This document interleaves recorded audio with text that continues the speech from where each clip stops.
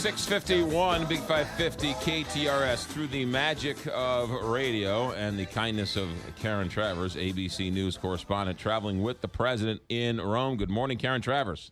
Good morning. We're steps away from the Vatican here, where the president met with Pope Francis for about 30 minutes, a private meeting in the library that the president declared was great and fantastic. So there's been all sorts of adjectives used for this meeting.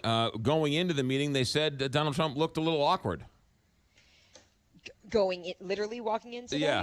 Yeah. Yeah, I mean, the president, there's a lot of protocol and etiquette issues when you're going to the Vatican, of how to greet the Pope, what to wear with the Pope. But then when the president was shaking his hand, I mean, he was beaming. He seemed very excited to be there. Certainly that talk from the campaign trail of the differences that they had on issues like immigration and building the border wall, that was not publicly on display today. Both sides trying to say they're moving past that and they want to establish a warm relationship of collaboration.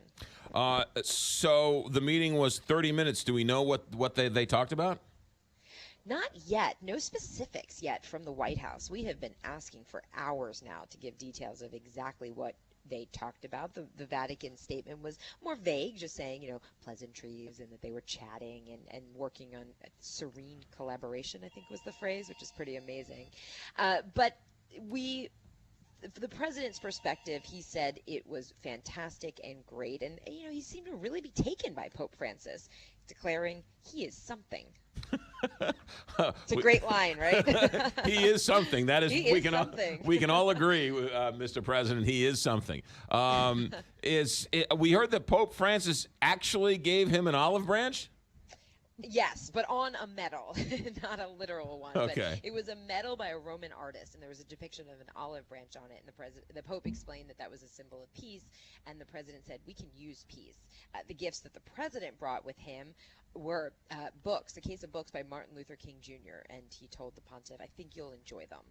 And then we also heard that Donald Trump said to him, "Thank you, I'll remember what you said." Yeah, and we don't know what it was, though. He said, "I'll never forget what you said." And, of course, we are dying to know what it was that stuck out so much and really stayed with the president after that meeting. I think it's also notable just how very publicly moved the First Family seemed to be by this. I mean, it's a very big deal getting to meet the Pope. Not everybody gets to do this. And Melania Trump was given a rosary from Pope Francis, and she seemed to have forgotten that she did. And as she was leaving, walked back and asked him to bless it for her. And Ivanka Trump, the president's daughter, placing her hand on her heart as she met the Pope and said she was humbled. No joking, the blessed rosary at the Vatican gift shop costs more than the unblessed rosary at the Vatican gift shop.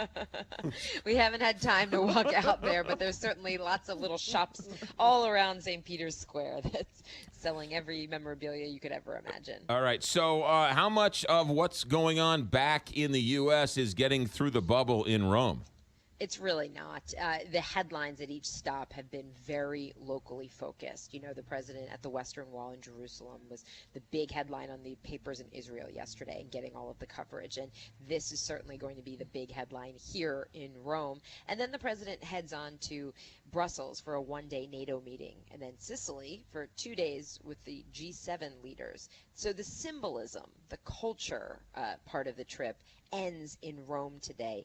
And from here on out, it's meetings, it's long sessions. It's going to be interesting to see how the president feels about this. It's the first time he's done this type of meeting. I've covered lots of them. They're not always the most interesting of meetings. So we'll see what the president thinks. But I think he's certainly going to be the center of attention. I mean, world leaders are going to be clamoring to get a couple seconds of his time while they can. There's a big curiosity factor, too. Also lost in all of this news that Donald Trump announced that Callista Gingrich is going to be the ambassador to the Vatican?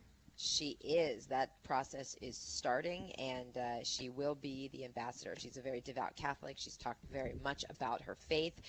It's a very high-profile position, symbolic position, but that is something that will go to a very well-known face in American politics. Did Donald Trump get to see the Sistine Chapel or visit the Vatican at all?